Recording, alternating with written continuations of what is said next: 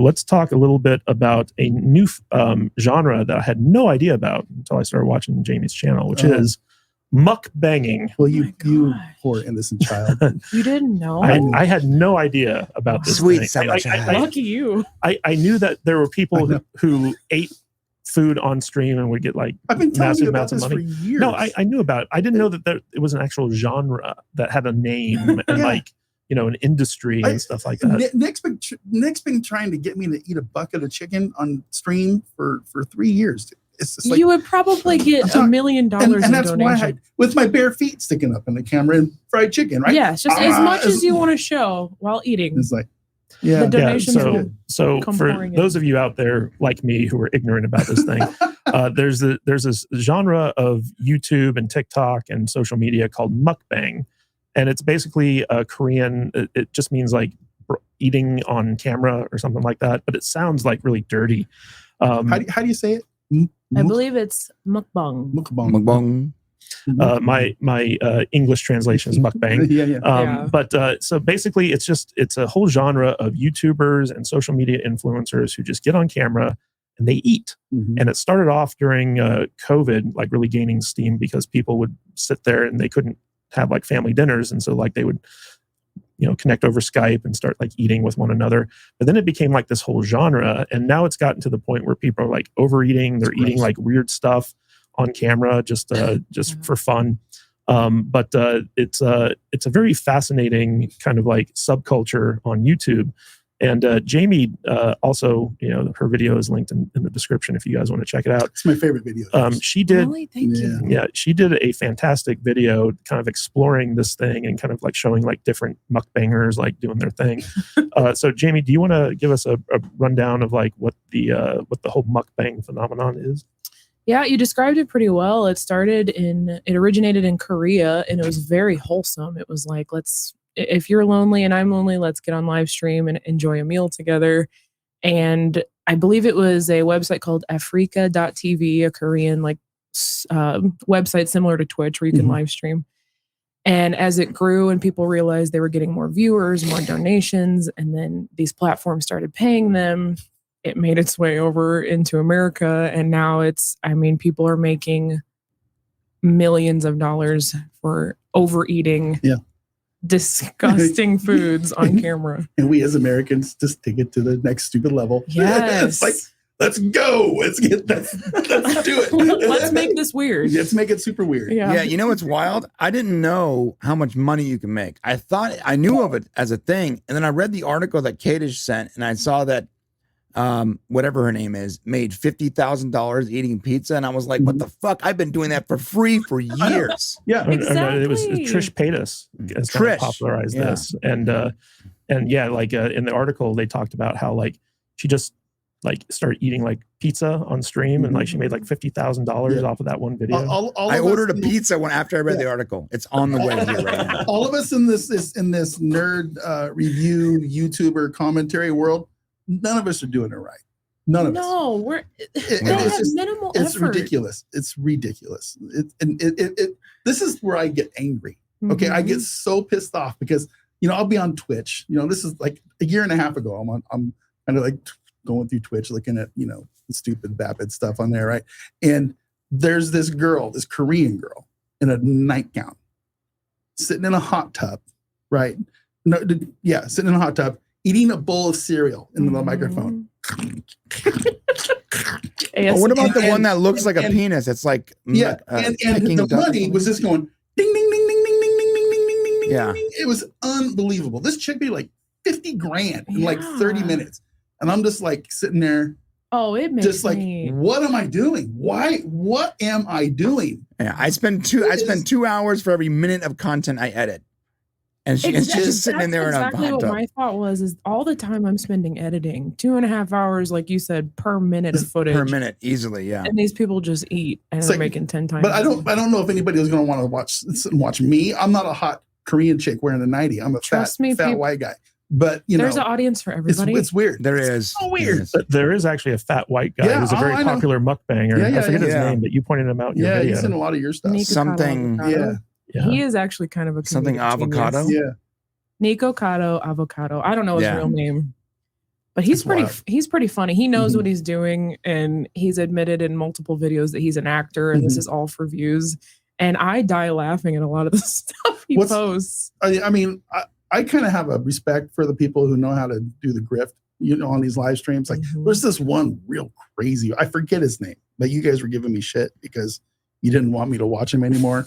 Remember the guy who plays the keyboard with his costumes and he makes up songs and he eats stuff and he smokes his weed and it's Hassan? No, this guy is next level. I'm gonna have to try to find him for you later. I don't know. But and he makes fun of people in the chat, and it's wild. It's wild. TikTok or no, it's on Kick. Oh yeah, I forgot about Kick. Yeah. You know what's fascinating to me about this mukbang genre is the audience that watches these people. Because you'd think that there's there's a fetish angle to it where it's just like a bunch of like weird horny guys watching like Korean girls like stuff themselves full of food and they're just like, oh yeah, do it. But actually one of the do that. Put it in your mouth. Eat that squid. Yeah, baby. Eat that cereal, you sick bitch. But actually like what I learned from Jamie's video was like one of the biggest mukbangers on YouTube. Like 90% of our audience are like middle-aged women who are on diets. Yeah, it's weird. And so like people like get like a weird visceral thrill of watching other people eat. And so like it helps kind of satiate their cravings. Yes, I've experienced it. I don't know how that works because if I see a billboard with a pizza on it, I'd pull into Pizza Hut. I can't. You would think it would be the opposite, but I mean, even myself, we're on a really strict diet right now, and I've scrolled past someone eating cake and been like, you know what? I kind of feel like that satisfied my craving a little bit. At least someone gets to have it. Well, it's funny. You guys thought I was joking. I ordered a pizza during the stream after reading the article about Trish. I knew it's going to be here in like 35 minutes. You're going to eat it for us right in front of us, aren't you? Yeah. Well, but that is a thing because like whenever I diet, I love watching the cooking channel, and like I learned to cook while dieting because like I'd literally like make like some of these meals that I saw like on TV and give them to my neighbors because I couldn't eat them. But like for whatever reason, watching the Food Network while I was dieting helped me stick to my diet. Yeah. That's true. Me too. I just got this image. Next time you and Shane come over, we're going to Blueberry Hill and we're live streaming the shit out of it. We're doing mukbang. We're mukbanging from Blueberry Hill. Oh my God, a trio. Oh my God. So Blueberry Hill in tank top, insulting nerd tank tops. Yes, let's do it with our man boobs just spilling out. Let's go. Blueberry Hill is a local diner here in Vegas, and they have like crazy food like Oreo pancakes. They have some of the best chicken waffles in town, oddly enough. But they have like all these like crazy like breakfast and lunch dishes and stuff like that. And whenever Brian and Shane are in town, we go there. I can just see it though. We're all gonna march in there, set up a tripod and a light. It's like, let's go. Nobody will bat an eye. Matt has the soft boxes going on. You gotta bring your ring light. It's our 10K mukbang stream. We're trying to get $10,000 in super chats. I think we should actually do this. I know this is a big joke, but I'm feeling like doing this now. Why not try it and just see what happens? Maybe you'll get a lot of views, make a lot of money. Can you come in and host the show for us? I'll be behind the camera. Okay. I will not eat on camera. I don't want to get roasted. You can do live commentary. Yeah. She's over there in the corner. She's throwing up. No, it'd be funny to have like the commentators like a sporting event. Yeah. Where it's like, now Matt Vader's holding the chicken up to his mouth. Is that what you were gonna say? I was just picturing like a mukbang podcast. You can spin off of comedians in cars drinking coffee, with Seinfeld, but just more gross. Kind of like the Hot Ones podcast where they're eating the hot chicken wings. Yeah. You guys are onto something. Yeah. Yeah, but except it's overeating to the point where you vomit. It's when you dip the fried chicken in the gravy before you I should wait. Did someone say David Attenborough? The British guy? Just get a David Attenborough AI voice. Not David in the wild. Vader is on his 13th pizza. Yes, whole pizza. Not slice. Whole large pizza with extra cheese and pepperoni. Hold on. He's putting pineapple on it. Oh my God. He's lost his territory. You guys are onto something. This is giving me an idea for a skit. Let's do it. Yeah. Pineapple on pizza. It's a brave strategy there, Vader. Yes. Will we get We're going to dip that shit in some ranch dressing. Brian fell asleep about 10 minutes ago. His face is currently in a bowl of mashed potatoes. Someone make sure he's breathing. Live from Blueberry Hill. Oh, genius. Hey guys, if you could do me a quick favor, if you like this episode and it tickles your fancy or any other episode that we've done in the past, share it on social media and tag us in that post so that we know you're talking about us, and we will immediately jump onto that app and we will respond to your tag. And we can talk about what you like about the episode and possibly talk about something that we might want to cover in the future. And we would love to bring you in our community. We have a wonderful Discord app as well. There's a bunch of people in there that just love chatting with us. And we'd love to hear from you. So if you like this podcast, tag us in that post and we'll get back to you as soon as we can. Thank you guys so much. Back to the podcast. Yeah. So Brian, are you as surprised as we are about the whole mukbang phenomenon? I'm surprised that they're making so much money on it, and I feel like I've really let myself go, and not for money. I could have let myself go for money. At two or 3 years ago, I was 200 pounds, and that's skinny for me. And I've gained a lot of weight during COVID, and I wish that I had been filming it. Missed opportunity. Yeah, missed opportunity. I've recognized this phenomenon. The weirdest thing for me is it's like a seafood that looks like a squirting male genital. Have you guys seen this? It's gooey duck. Yeah, the clam thing. The only ones that ever get me to stop is when there's this chick like smacking the gooey duck, and it's like, I'm like, what the fuck is this? How is this allowed? Yeah, live animals. It's not even age gated, and it's like she's smacking it, and it's getting hard, and it's squirting all over the screen. It's nature. It's real. It's okay. It's weird, bro. Controversy with mukbang, where like there was this one mukbanger who was eating like live squid. Yeah, I can't. What was her name? I can't remember her name, but she had live eels like thrashing around, and was laughing and live. I don't like the live. Animals. No, that's gross. And I don't like that YouTube will ban, the most mild, non-controversial thing, but people can put that up and it's not censored and you can't unsee it if you accidentally scroll past it.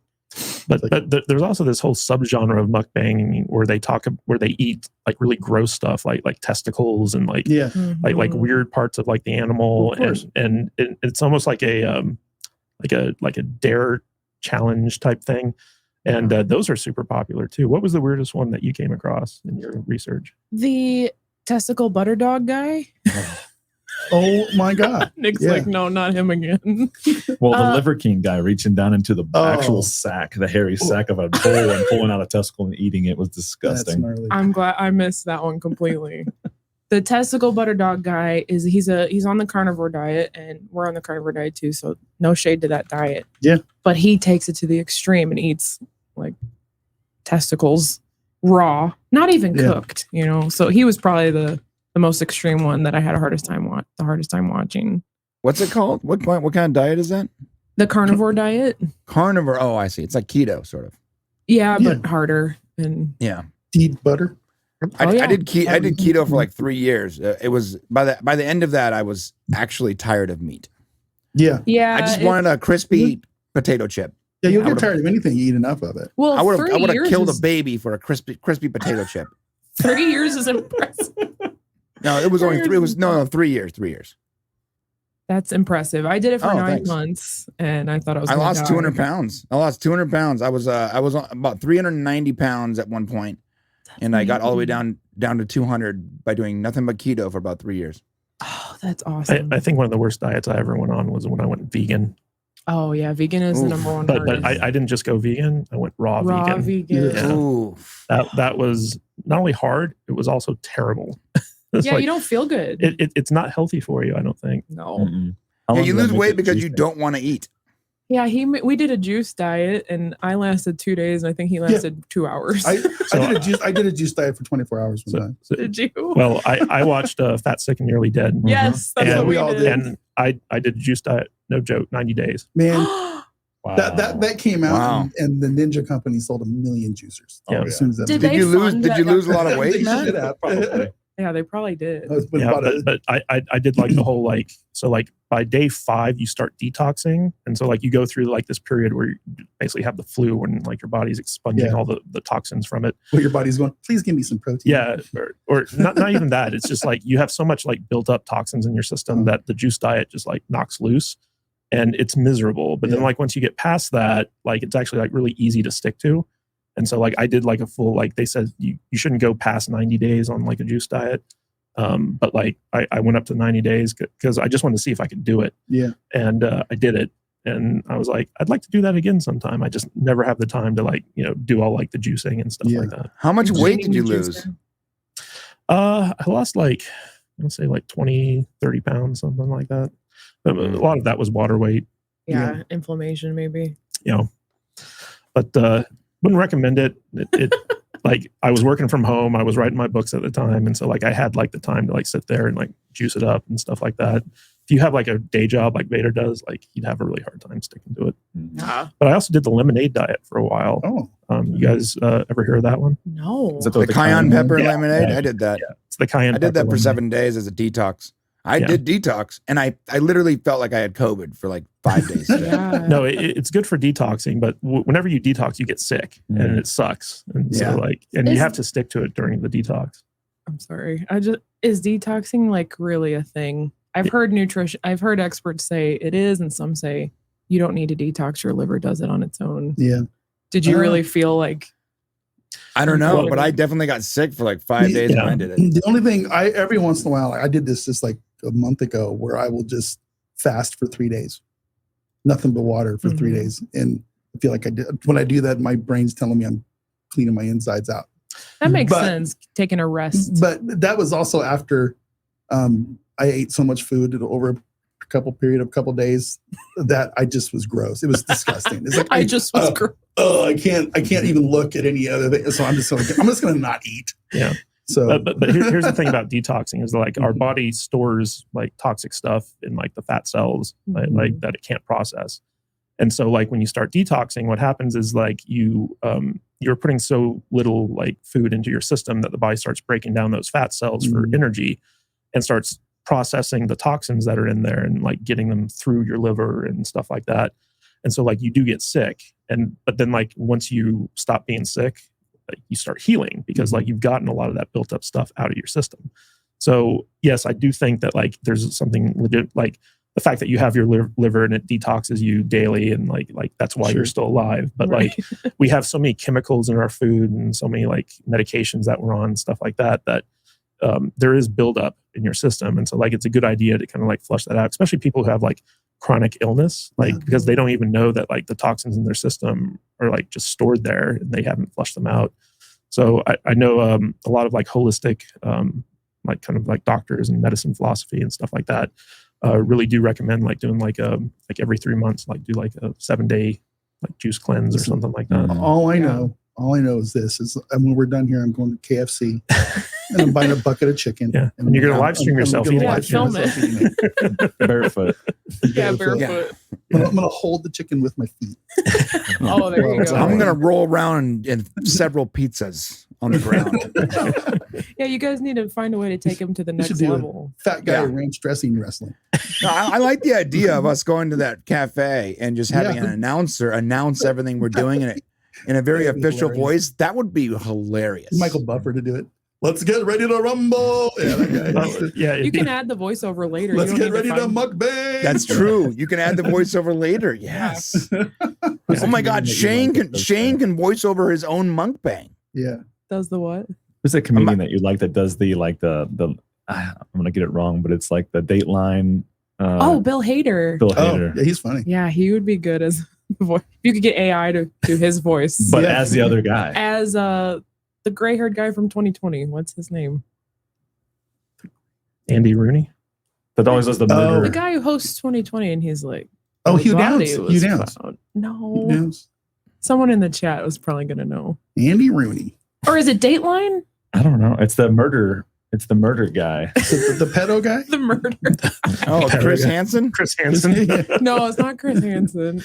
Look it up. It'd be funny if it was Chris Hansen. Like you start eating your chicken, he comes walking in and it's like, why don't you sit down for a minute? What are you doing here today? What are you doing here today? Take a seat. I'm eating some pancakes, man. Were you aware are those that those pancakes are?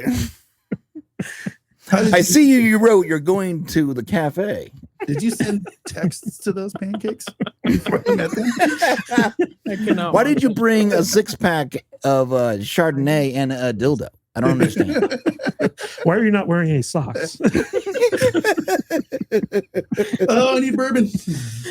Hey guys, if you like this podcast, don't forget to like and subscribe to the channel and comment below on your favorite video as well. That goes a long way with helping us boost our channel and get out there in front of more people. And it lets YouTube know that we're doing something right. And if you want to catch us live, we go live 2 times a week, once on Saturdays at 10 a.m. Pacific time and on Tuesdays at 1:30 p.m. Pacific time. So join us there in the chat. We will see you on the live stream. Stay salty.